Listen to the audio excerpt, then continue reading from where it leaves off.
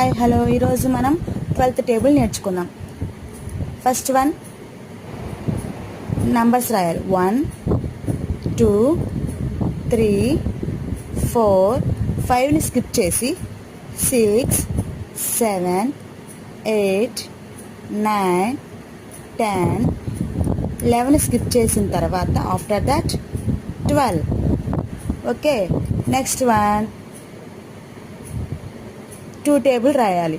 2 2 2s are 4, 2 3s are 6, 2 4s are 8, 2 5s are 10.